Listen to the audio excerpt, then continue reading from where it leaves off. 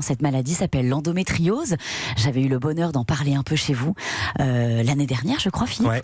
Racontez ce que c'est. Alors, je vais essayer de schématiser, de caricaturer un peu, de très simplement. Ce sont des kystes, on appelle ça des adhérences, qui se trouvent dans l'utérus. Malheureusement, il peut y en avoir ailleurs que dans l'utérus, par exemple dans la vessie, pour les pires cas dans les poumons, parfois dans les jambes, dans l'anus, et qui causent des douleurs absolument indicibles, et surtout, c'est la première cause d'infertilité chez les femmes. Je veux dire, ce qui m'étonne vraiment, c'est que, vous l'avez dit, pour l'infertilité, c'est une maladie qui touche une femme sur 10, plus de 4 millions de Françaises. Pourquoi est-ce qu'on n'en parle quasiment jamais? Je ne vais pas mentir, j'ai appris ce mot il y a 2 ans. Comment ça se fait? Pourquoi il y a un déni? Pourquoi il y a un tabou? Alors, heureusement, la parole se libère, grâce à mes compagnonnes d'infortune comme Laetitia Milo, Emani, etc.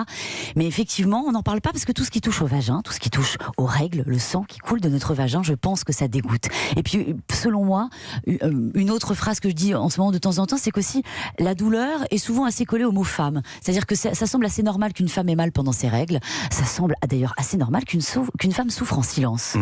Voilà. On disait, tu enfanteras dans la douleur. Voilà.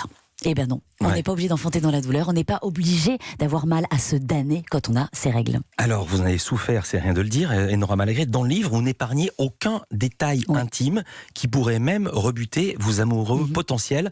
Pourquoi ce choix? C'était pour créer un électrochoc, de tout raconter? Oui, j'ai lu beaucoup d'ouvrages après mon espèce de outing sur l'endométriose, effectivement, lors d'un prime time à Touche pas mon poste il y a presque 3 ans.